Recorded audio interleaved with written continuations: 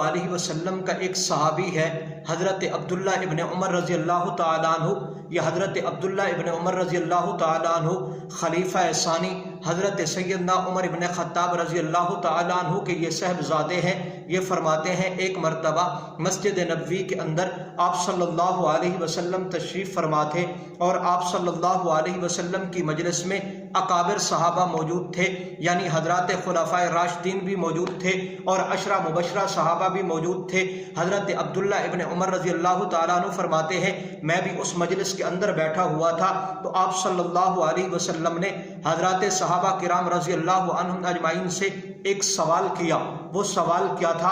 حضور علیہ الصلوۃ والسلام نے فرمایا اے میرے صحابہ، اے میرے یارو، ایک ایسا درخت بتاؤ کہ جس کے پتے جھڑتے نہیں ہیں اور اس کی جو مثال ہے فرمایا مسلمان کی مثال ہے، بتاؤ وہ کون سا درخت ہے؟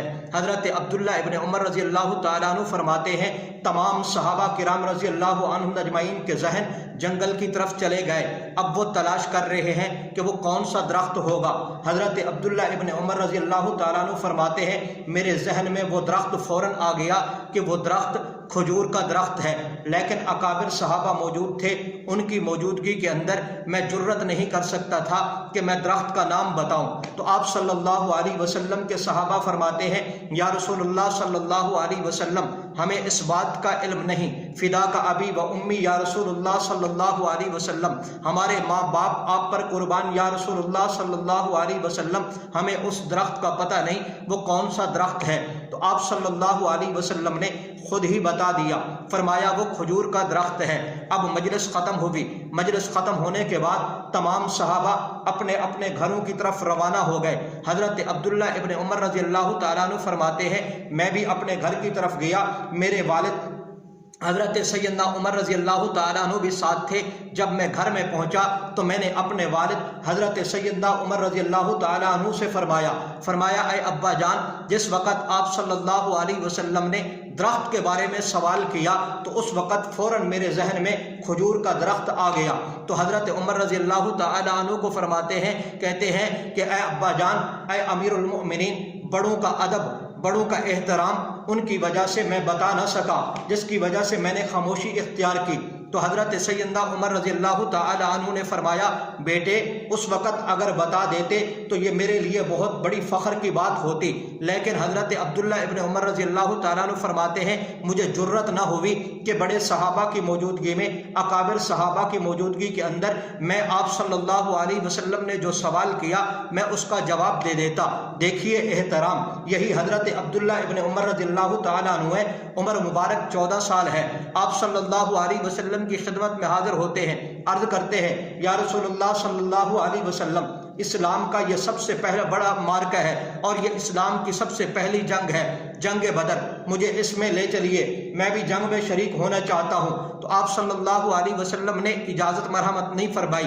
جس وقت 15 سال عمر ہوئی تو آپ صلی اللہ علیہ وسلم نے اجازت دے دی اور اس کے بعد حضرت عبداللہ ابن عمر رضی اللہ تعالیٰ عنہ جنگوں میں شریک ہوتے رہے.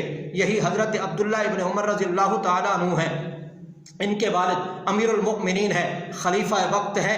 حضرت عبداللہ ابن عمر رضی اللہ تعالیٰ عنہ مصر کی طرف روانہ ہوئے. مصر میں پہنچے. مصر کے گورنر نے جب یہ واپس آنے لگے تو مصر کے گورنر نے ان کو بہت زیادہ مال دیا. فرمایا یہ مال لے جاؤ اور قرض کے طور پر آپ کو دے رہا ہوں، مدینہ منورہ میں جا کر حضرت سیدنا عمر رضی اللہ تعالیٰ عنہ کی خدمت میں پیش کر دینا اور حضرت عمر رضی اللہ تعالیٰ عنہ سے یہ کہنا کہ مصر کے گورنر نے یہ مال دیا ہے اور اس مال کو بیت المال میں جمع کرا دیں. تو حضرت سیدنا عبداللہ ابن عمر رضی اللہ تعالیٰ عنہ نے وہ مال لیا.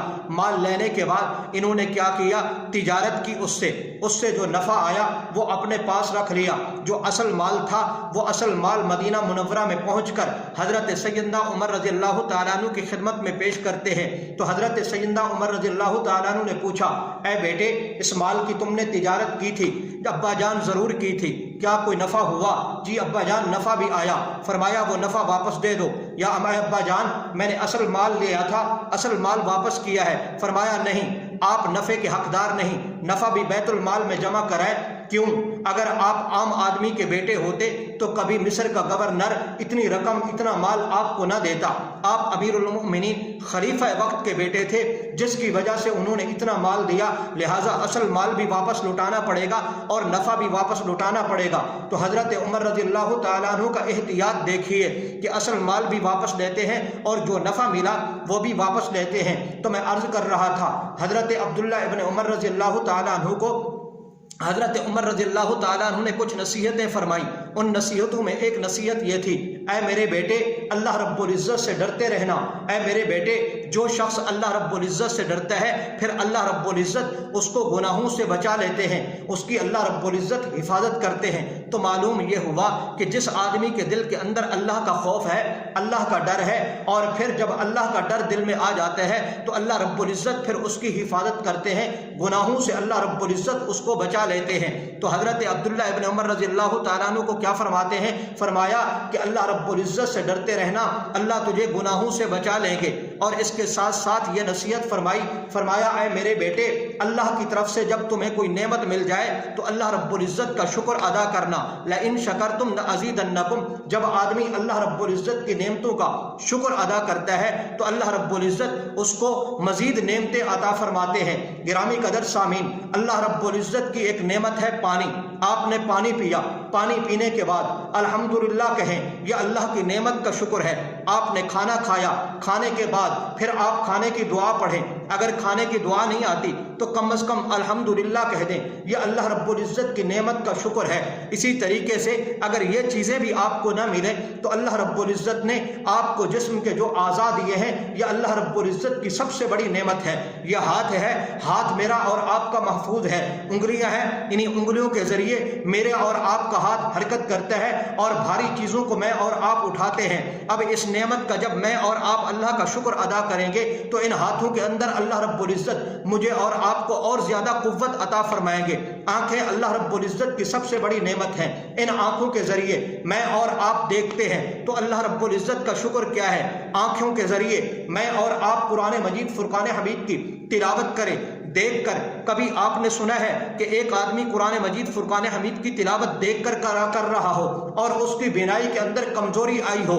دوسری چیزیں دیکھنے میں تو کمزوری آتی ہے، لیکن کبھی ایسا نہیں ہوا کہ آدمی قرآن مجید فرقان حمید کی تلاوت دیکھ کر رہا ہو تو پھر اس کی آنکھوں کے اندر بینائی کے اندر کمزوری آئی ہو؟ کبھی نہیں۔ آنکھوں کے ڈاکٹر کے پاس آپ چلے جائیں تو آنکھوں کی حفاظت، بینائی کی حفاظت کا طریقہ وہ کیا بتاتے ہیں؟ کہتے ہیں قرآن مجید فرقان حمید کی تلاوت دیکھ کر کرو، تمہاری نظر اور مضبوط ہوگی، کمزور کبھی نہیں ہوگی۔ تو یہ اللہ کی نعمت کا شکر ہے۔ تو جب میں اور آپ اللہ رب العزت کی نعمتوں کا شکر ادا کریں گے تو اللہ رب العزت اور مزید نعمتیں عطا فرمائیں گے۔ پاؤں ہے، پاؤں کے ذریعے میں اور آپ چلتے ہیں تو یہ اللہ کی سب سے بڑی نعمت ہے۔ نماز کے لیے میں اور آپ مسجد کے اندر آئیں تو اللہ رب العزت کی نعمت کا یہ شکر ادا کر رہے ہیں تو پاؤں میں چلنے کی قوت اللہ رب العزت اور زیادہ عطا فرمائیں گے۔ تو حضرت عمر رضی اللہ تعالیٰ عنہ نے حضرت عبداللہ ابن عمر رضی اللہ تعالیٰ عنہ سے کیا فرمایا؟ فرمایا اے میرے بیٹے اللہ رب العزت کی نعمتیں جب تم استعمال کرو تو اس پر اللہ رب العزت کا شکر ادا کرو۔ جب تم اللہ رب العزت کا شکر ادا کرو گے تو اللہ رب العزت تمہیں مزید نعمتیں عطا فرمائیں گے۔ اسی طریقے سے تیسری نصیحت فرمائی، فرمایا اے میرے بیٹے تمہیں چاہیے کہ تم اللہ کے راستے میں مال خرچ کرتے رہا کرو، تم اللہ کے راستے میں صدقہ خیرات کیا کرو۔ جب تم صدقہ خیرات کرو گے تو مصیبتیں، آفتیں، تکلیفوں کو اللہ رب العزت دور کر دیں گے۔ اور پھر قرآن بھی کہتے ہیں من ذا الذی یقرض اللہ قرضا حسنا، فرمایا کون ہے جو اللہ رب العزت کو قرض دے اچھا قرض، یعنی اللہ رب العزت کل قیامت کے دن تمہیں وہی قرض صحیح سلامت واپس لوٹائیں گے کہ اس وقت ایسی اللہ کے علاوہ کوئی اور مدد کرنے والا نہیں ہوگا۔ تو اللہ کے راستے میں جب مال خرچ کریں گے تو پھر اللہ رب العزت اس کا اجر بھی عطا فرمائیں گے، اور جو تمہارے گھر کے اندر مال موجود ہے اس کے اندر بھی اللہ رب العزت برکتیں عطا فرمائیں گے۔ جو مصیبت، تکلیف، آفت آنے والی ہے تمہارے اوپر، اس کے ذریعے اللہ رب العزت اس مصیبت اور تکلیف